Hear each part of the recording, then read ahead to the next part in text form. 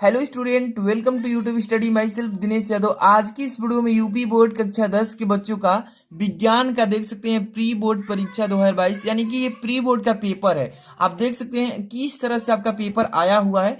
Physics का question कितने हैं, किस तरह का क्वेश्चन है, यहाँ पर देख सकते हैं। यहाँ पे केमिस्ट्री का है और यहाँ पे है बायो का। देखेंगे एक एक क्वेश्चन का सोल्यूशन, और काफी इंपॉर्टेंट जितने भी बच्चे बोर्ड एग्जाम 2022 देने वाले हैं इसी में से क्वेश्चन ज्यादा से ज्यादा टकराएगा सीधे बोर्ड एग्जाम में। तो आपको ये जरूरी है कि आप एक एक क्वेश्चन को तैयार कर लीजिए और वीडियो को तुरंत लाइक कर दीजिए। ऐसे ही सारे सब्जेक्ट का प्री बोर्ड और मॉडल पेपर, अंशाल पेपर की तैयारी करना चाहते हैं तो चैनल को तुरंत सब्सक्राइब करके बेल आइकन प्रेस कर लीजिए ताकि कोई भी वीडियो मिस ना हो और डेली आपको वीडियो मिलती रहे। तो यहाँ पर देख सकते हैं, यहाँ पर सबसे पहले नंबर पेपर में नाम लिखने के लिए आता है और अनुक्रमांक, ठीक है, यानी कि रोल नंबर भरना होता है। और यहाँ पे प्री बोर्ड परीक्षा 2022, ठीक है। यहाँ पर देख सकते हैं कक्षा 10 विषय विज्ञान है। समय इसमें 3 घंटे 15 मिनट का रहेगा और पूर्णांक जो है आपका 70 मार्क्स का। ओके, अगर अच्छे से तैयारी कर लेते हैं तो आप 50 नंबर की तैयारी कंफर्म कर सकते हैं। निर्देश पढ़ेंगे प्रारंभ के 15 मिनट परीक्षार्थियों को प्रश्न पत्र पढ़ने के लिए, तो आप जानते ही हैं, पहले से ऑलरेडी इससे परिचित हैं यहाँ पे, लेकिन ये पढ़ना बहुत जरूरी है आप लोगों को। यहाँ पे फर्स्ट नंबर कि यह प्रश्न पत्र 3 खंडों में बांटा गया है, जैसे क, ख एवं ग में विभाजित है, ठीक है। इसके बाद देखिए दूसरा नंबर, प्रत्येक खंड का पहला प्रश्न बहुविकल्पीय है जिसमें 4 उत्तर विकल्प दिए गए, मतलब 4 उत्तर के लिए विकल्प दिए गए हैं। सही विकल्प चुनकर अपनी उत्तर पुस्तिका में लिखना होगा, अभी हम बताएंगे, ठीक है, बस अंत तक बने रहना। थर्ड नंबर देखिए, प्रत्येक खंड के सभी प्रश्न एक साथ करना अनिवार्य है, मतलब कि जो खंड क है इसका पूरा खंड पहले क को सोल्यूशन कर लेना है, तब खंड ख में जाना है, ठीक है, अभी हम बताएंगे। इसके बाद देखिए प्रत्येक खंड नए पृष्ठ से प्रारंभ करना है। अब इसके बाद देखिए 4 नंबर, सभी प्रश्न अनिवार्य है, यानी कि सभी करना है, छोड़ना नहीं एक भी क्वेश्चन। 5 नंबर, प्रश्नों के निर्धारित अंक उसके सम्मुख दिए गए हैं, यानी कि उसके सामने दिए गए हैं कि कौन सा क्वेश्चन कितने नंबर का है ना। इसके बाद 5 नंबर हो गया। 6 नंबर, आवश्यकता अनुसार अपने उत्तरों की पुष्टि एवं स्वच्छ एवं नामांकी चित्रों तथा रासायनिक समीकरण द्वारा कीजिए। कहने का मतलब कि जहां जरूरत है, आवश्यकता है, वहां पे साफ साफ चित्र बनाना है और उसका नाम लिखना है और समीकरण भी देना है केमिस्ट्री में, ठीक है। यहाँ पर सबसे पहले नंबर खंड क स्टार्ट होता है, इसमें फिजिक्स से क्वेश्चन आएंगे, ठीक है। तो इसमें पहला जो क्वेश्चन है, इसमें देखिए क ख ग घ, इसमें 4 बहुविकल्पी क्वेश्चन है। तो पहला नंबर क्वेश्चन इसमें क्या लिख रहा है, इसमें कि किसी वस्तु का वस्तु से बड़ा आभासी प्रतिबिंब बन सकता है। आप ही बताइए, क्वेश्चन पढ़ रहा है कि किसी भी वस्तु का वस्तु से भी बड़ा और आभासी प्रतिबिंब बन सकता है। कौन सा दर्पण ऐसा है, उत्तल दर्पण द्वारा कि अवतल दर्पण द्वारा कि समतल दर्पण द्वारा कि अवतल लेंस द्वारा। तो देखिए अवतल दर्पण के द्वारा अगर हम किसी भी वस्तु को अवतल दर्पण में देखें तो उस वस्तु से भी बड़ा उसका प्रतिबिंब बनेगा, और वो कैसा बनेगा, तो आभासी बनेगा। देखिए मैं इसका फिगर बना के समझाता हूँ। देखिए यहाँ पर सबसे पहले एक अवतल दर्पण बना लेते हैं, ठीक है। ध्यान से बस आपको देखते रहना है और समझ लेना है, क्योंकि ये बार बार बोर्ड एग्जाम में आपको देखने को मिलेगा, ठीक है। तो इसलिए आपको एक बार अच्छे से समझ लेना है ताकि कभी भी दोबारा गलती ना हो। ये पोल हो गया हम लोग का, ये फोकस हो गया, ये हो गया हम लोग का सेंटर ऑफ कर्वेचर, ठीक है, समझ में आ रहा है। अब यहाँ से देखिए ये फोकस और यहाँ पे रख देंगे पोल के बीच में हम लोग एक वस्तु, यहाँ पर इसका ए बी नाम दे देते हैं, ठीक है। वस्तु से प्रकाश आपतित होगा, मुख्य अक्ष के समांतर दर्पण से टकराने के बाद फोकस से होकर गुजरेगा, ठीक है। अब देखिए एक सेंटर ऑफ कर्वेचर से भेजेंगे प्रकाश को, सेंटर ऑफ कर्वेचर से थोड़ा टेढ़ा बन गया है, यहाँ पर सेंटर ऑफ कर्वेचर से भेजेंगे। देखिए अब ये देखिए दोनों डॉट डॉट करके कहाँ मिल रही हैं, ठीक है। तो ये यहाँ पर काट रही है, मान लीजिए यहाँ पे ये वस्तु का क्या हो गया, ए डैश बी डैश प्रतिबिंब हो गया। तो देखिए वही कह रहा है कि किसी वस्तु का यानी किसी वस्तु का वस्तु से बड़ा प्रतिबिंब आभासी बन सकता है, तो अवतल दर्पण में ही। तो देखिए ये जो वस्तु है, ये वस्तु छोटी है और इसका प्रतिबिंब जो बना है आभासी बना है, लेकिन ये जो है कैसा, मतलब वस्तु से भी बड़ा बना है, ठीक है, यही कह रहा है।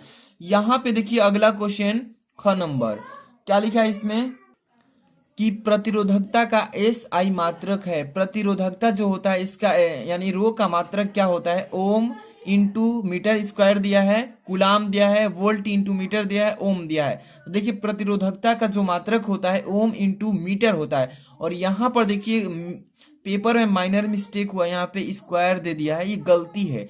तो आपको कहीं भी पेपर में अगर आता है तो आप बता दीजिए पहले, इसीलिए कहा जाता है कि प्रश्न पत्र को अच्छे से पढ़िए कि कहाँ पर गलती है, इसलिए मैं निर्देश पढ़ने के लिए बार बार कहता हूँ, ठीक है। तो यहाँ पर देखिए ओम इंटू मीटर होता है, क्योंकि आपको फॉर्मूला मालूम होना चाहिए क्या होता है। देखिए रो का फॉर्मूला, यानी कि रो इक्वल होता है आर इंटू ए अपान क्या होता है एल। आप जानते हैं कि आर जो है प्रतिरोध है, प्रतिरोध का मतलब ओम होता है, समझ में आ रहा है ना। ओम इंटू एरिया जो होता है इसका क्षेत्रफल क्या होता है मीटर स्क्वायर होता है, ठीक है। और बटा में एल, एल को मापने के लिए मीटर का यूज किया जाता है। 1 मीटर से 1 मीटर कैंसिल, तो क्या बचेगा केवल ओम इंटू मीटर। तो ये हो जाएगा हम लोग का ओम इंटू मीटर, ये प्रतिरोधकता का मात्रक होता है, ठीक है।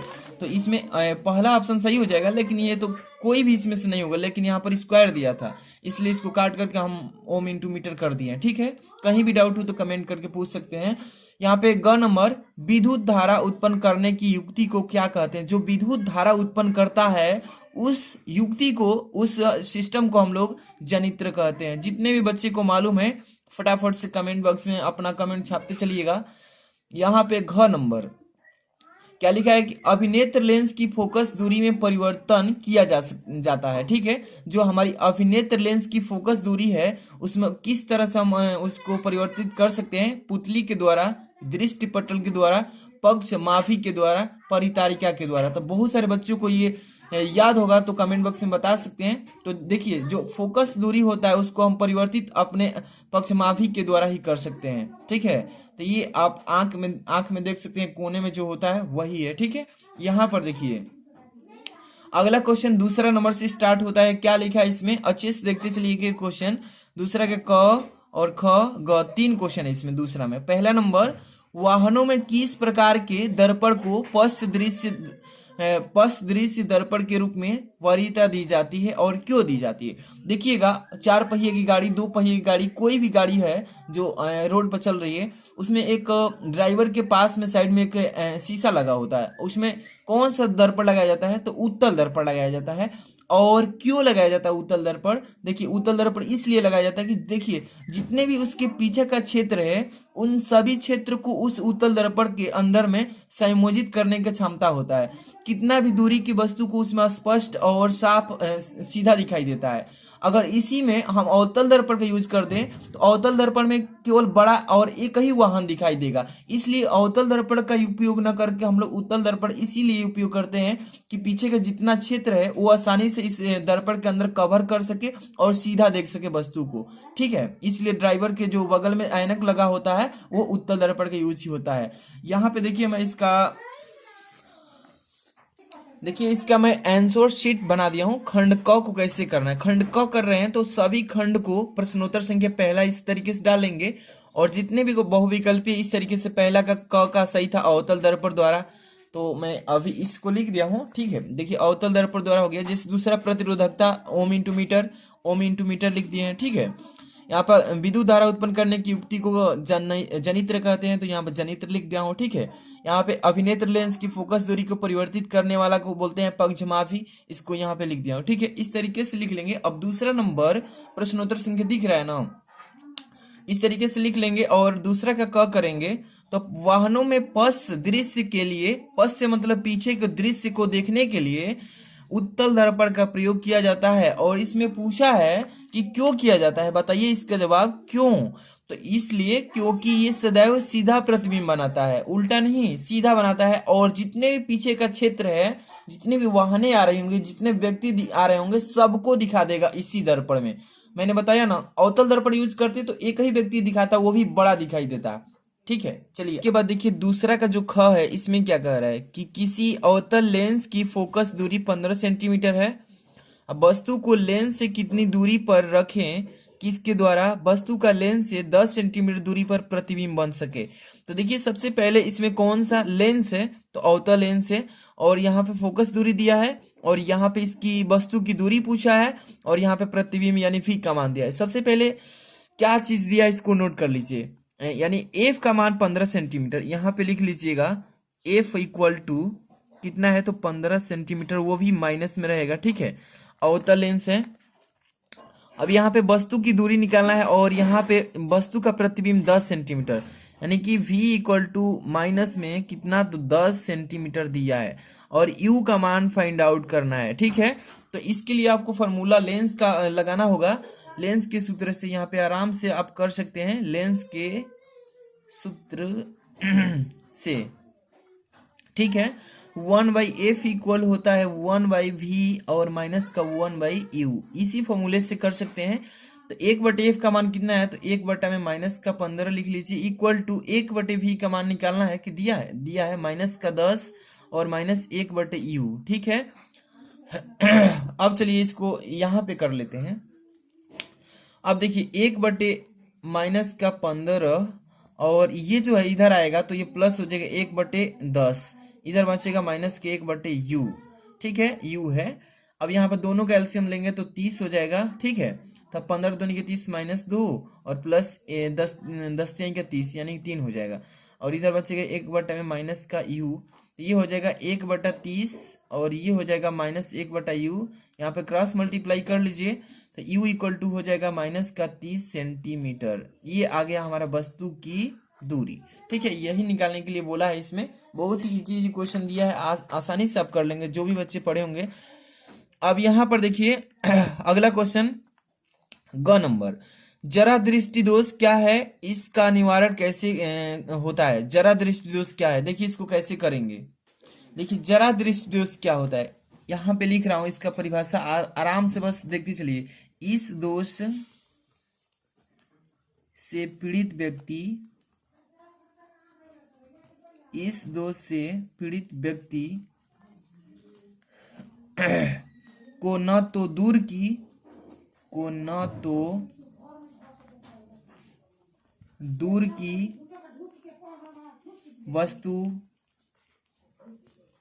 वस्तुएं और न ही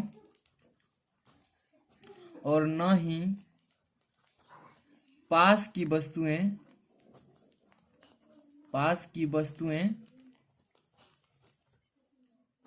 स्पष्ट दिखाई देती है,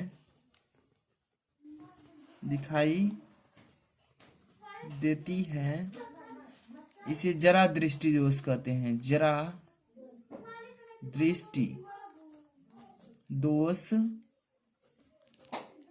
कहते हैं। ध्यान समझिए कि इस दोष से पीड़ित व्यक्ति को न तो दूर की वस्तु दिखाई देती है और न ही पास की वस्तु स्पष्ट दिखाई देती है, इसे जरा दृष्टि दोष कहते हैं, इस दोष को, ठीक है। इसका निवारण के लिए भी बोला है इसमें। देखिए यहाँ पर कह रहा है इसका निवारण कैसे होता है। निवारण मतलब इसको कैसे ठीक किया जाता है, तो देखिए निवारण यहाँ पे लिख लेंगे, निवारण। इसका निवारण व्यक्ति के चश्मे में द्विफोकसीय लेंस का प्रयोग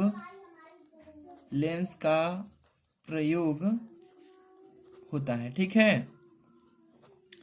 देखिए इसको ठीक करने के लिए जो व्यक्ति का आंख के लिए चश्मा बनेगा, उस चश्मे में दो फोकसीय लेंस लगेंगे।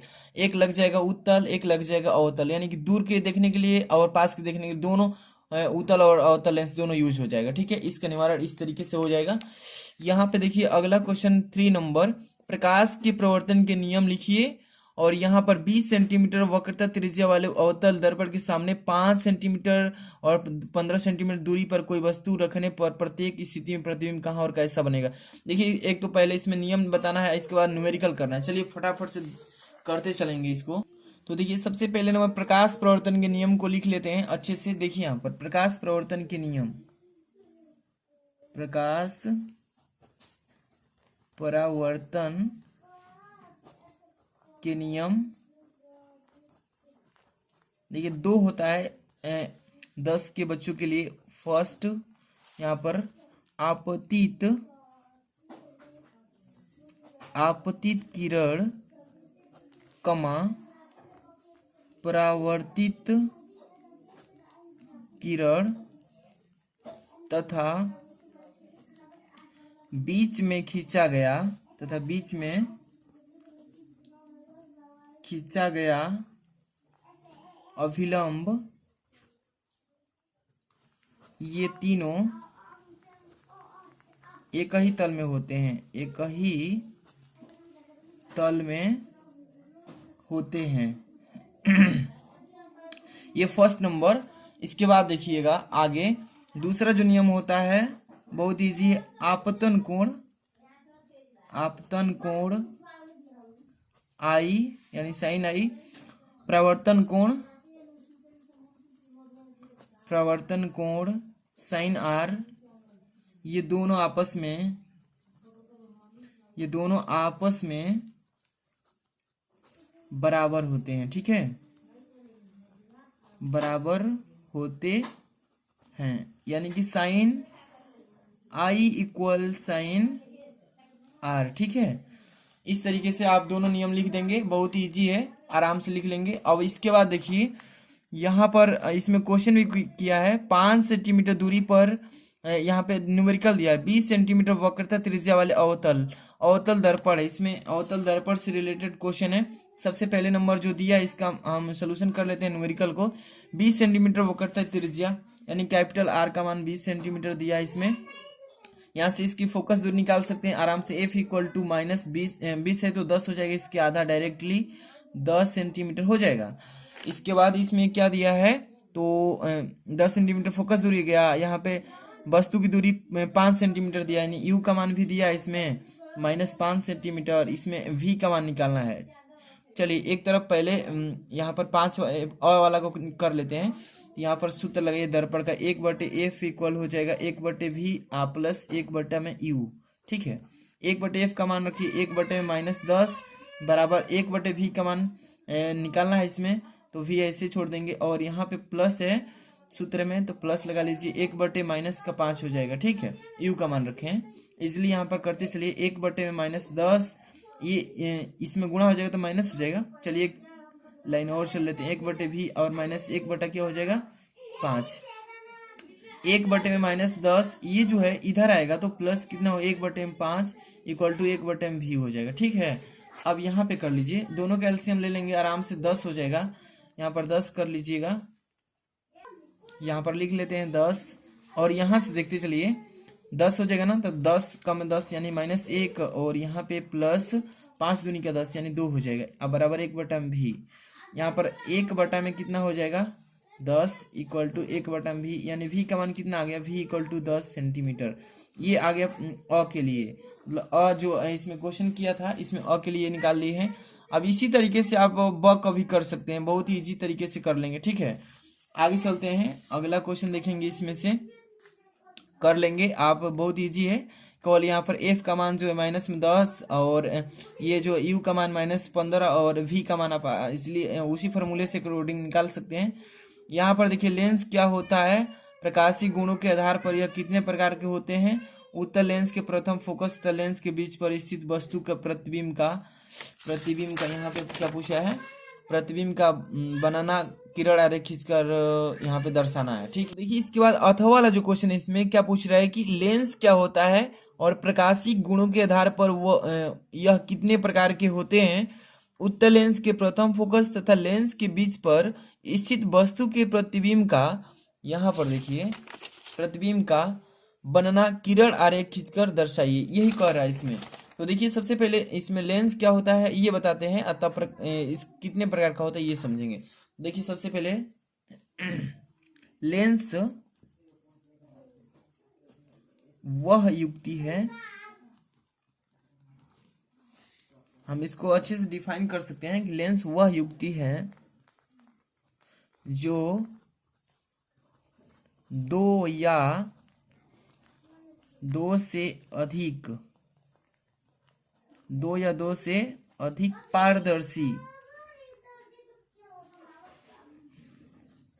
पारदर्शी माध्यमों से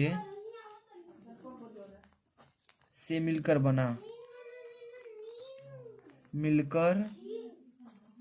बना होता है, लेंस कहलाता है। इसका 2-3 डेफिनेशन है। इसका एक लाइन का भी डिफिनेशन है, ठीक है। तो यहाँ पर लिख दिया हूँ कि लेंस वह युक्ति है जो दो या दो से अधिक पारदर्शी माध्यमों से मिलकर बना होता है, लेंस कहलाता है। और लेंस कितने प्रकार का होता है? तो लेंस दो प्रकार का होता है।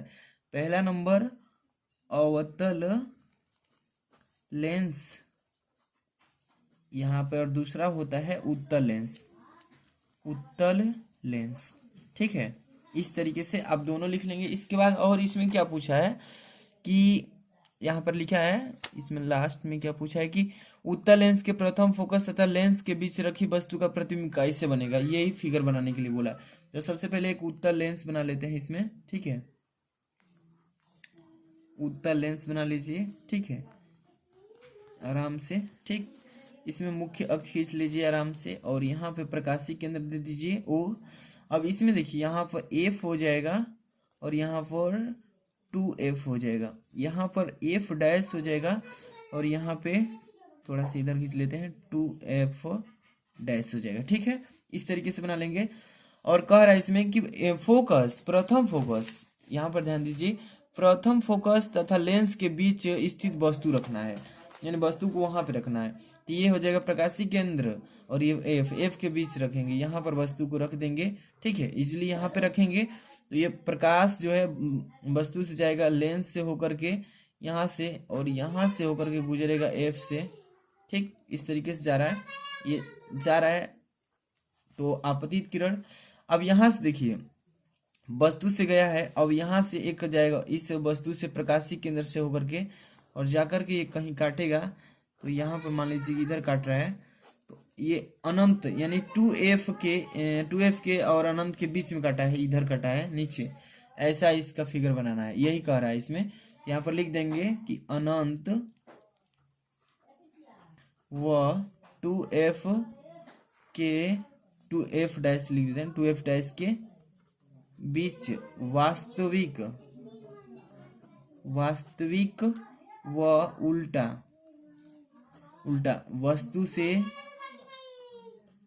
वस्तु से बड़ा बनेगा। ये वस्तु इतनी छोटी है और इसका प्रतिबिंब बहुत बड़ा बनेगा, यहाँ पर काटेगा तो थोड़ा सा यहाँ पे डिस्टर्ब हुआ है बनाने में, नहीं तो ऐसे ही बनेगा, ठीक है। इसके बाद अगला क्वेश्चन देखिए ये हो गया। इसके बाद अब चलते हैं क्वेश्चन नंबर इधर ख पे चलेंगे, ठीक है। एक एक क्वेश्चन को देखेंगे। यहाँ पे क्या लिखा है ख नंबर में कि किसी चालक का प्रतिरोध किन कारकों पर निर्भर करता है? दिए गए पदार्थ के किसी लंबाई जो L है, L लंबाई तथा A मोटाई के तार का प्रतिरोध 4 ओम है। इस पदार्थ के किसी अन्य तार का प्रतिरोध क्या होगा जिसकी लंबाई कुछ नहीं दिया इसमें तथा मोटाई 2A है। तो लंबाई यहाँ पे होना चाहिए, इस देखिए पेपर में मिस्टेक किया है, यहाँ पे जो लंबाई होना चाहिए यहाँ पे L/2 होगा, यहाँ पे मिस्टेक है, क्वेश्चन में मिस्टेक है, माइनर मिस्टेक, यहाँ पे L/2 हो जाएगा, ठीक है। इसके बाद देखिए मोटाई जो है 2 है, ये तो समझ में आ रहा है आपको। तो किसी चालक का प्रतिरोध किन कारकों पर डिपेंड करता है ये बताना है इसमें, और दिए गए पदार्थ के किसी L लंबाई तथा A मोटाई।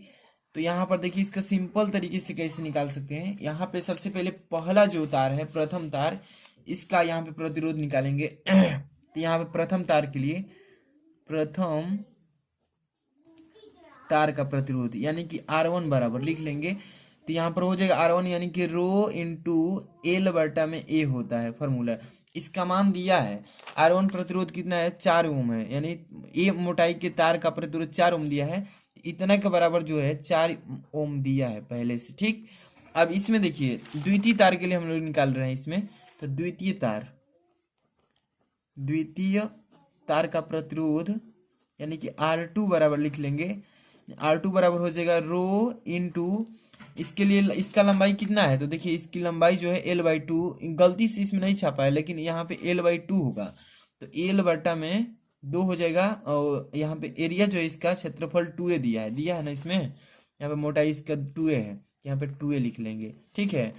अब देखिए सिंपल तरीके से इसको अगर हल करेंगे हम, तो यहाँ पर इसको लिख सकते हैं कितना, तो देखिए 2 से 2 कट जाएगा ये, यहाँ पर रो इंटू L में क्या हो जाएगा A, तो यहाँ पर लिख लेंगे इसको हम सिंपली, यानी कि 1 में क्या लिख लेंगे 4 इंटू रो L/A लिख लेंगे, ठीक। अब यहाँ से देखिए सिंपल तरीके से इस तार का प्रतिरोध कितना हो जाएगा, तो मान को पुट कर लेंगे।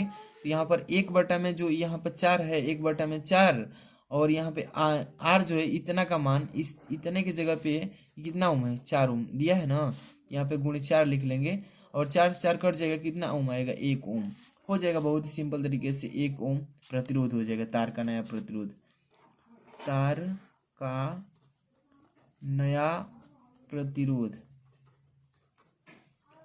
कितना आ गया, 1 ओम आ गया। यही हो जाएगा इसका आंसर। ठीक, इसके बाद अगला क्वेश्चन इसमें क्या बोल रहा है, विद्युत विभवांतर की परिभाषा तथा मात्रक लिखिए, यही पूछ रहा है इसमें।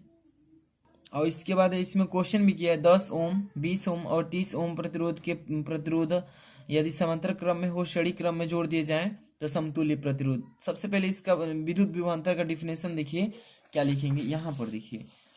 सबसे पहले प्रश्नोत्तर संख्या तीसरा का अथवा बता रहे हैं हम, तो यहाँ पे विद्युत विभवांतर, यहाँ पे क्या लिखेंगे कि दो बिंदुओं के बीच विभवांतर एकांक धन आवेश को एक बिंदु से दूसरे बिंदु तक लाने में किया गया कार्य यानी कि विद्युत विभवांतर कहलाता है, इसके बराबर होता है। ठीक है, ये हो जाएगा इसका थ्योरी, यही पूछा है।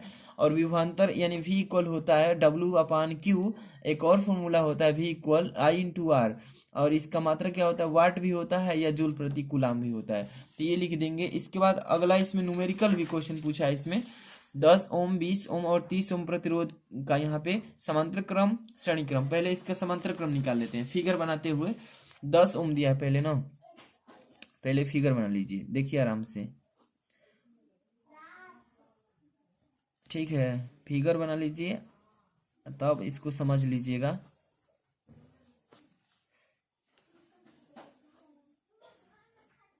यहाँ पे 10 ओम यहाँ पे 20 ओम था, और यहाँ पे 30 ओम, ये समांतर क्रम में जोड़ने के लिए बोला है। ठीक है, तो पहले इसका तुल्य प्रतिरोध निकाल लेते हैं इतने का। तो तुल्य प्रतिरोध यानी R1 equal to 10 ohm, R2 equal to 20 ohm और R3 इक्वल टू 30 ओम दिया है ना। यहाँ पे सबसे पहले इसका समांतर क्रम में तुल्य प्रतिरोध 1/R इक्वल 1/R1 का मान रख लीजिए 10 ओम, प्लस 1/R2 का मान 20 ओम, प्लस 1/R3 का मान 30 ओम। यहाँ पे 1/R इक्वल हो जाएगा, एलसीएम लेंगे तो यहाँ पे 30 होगा, तो कितना हो जाएगा, सॉरी 60, यहाँ पे 60 हो जाएगा इसका एलसीएम। तो 10 छक्के 60 प्लस 20 तीन की 60 प्लस 30 दूनी के, यहाँ पे ऊपर हो जाएगा 11/60, यानी कि 1/R इक्वल कितना आ गया, 11/60। R बराबर करेंगे तो 60/11, यानी कि यहाँ पे काट देंगे तो 11×5 = 55, और यहाँ पे 4 और 5, यानी कि इतना बढ़ जाएगा। R का मान आ गया 5.45 ओम। ये आ गया हम लोग का श्रेणी समांतर क्रम में। अब श्रेणी क्रम इसको बोला है इसमें, ध्यान समझिए, श्रेणी क्रम में जोड़ दिया जाए तो इसको भी श्रेणी क्रम में जोड़ लीजिए। पहले इसके लिए श्रेणी क्रम का formula R equal R1 plus R2 plus R3, और जहां तक है R इक्वल 10 प्लस 20 प्लस 30 हो जाएगा। R इक्वल कितना हो जाएगा, 60 ओम। तो यही है, इसको निकालने के लिए इतना ही बोला था। काफी इजी क्वेश्चन है। इसमें आगे के क्वेश्चन को देखेंगे। यहाँ पे बोला है अगला क्वेश्चन कि विद्युत मोटर का नामांकन चित्र खींचना है इसमें, और उसका सिद्धांत लिखना है तथा कार्यविधि स्पष्ट करना है। ये क्वेश्चन 8 नंबर का है, काफी इंपॉर्टेंट क्वेश्चन है।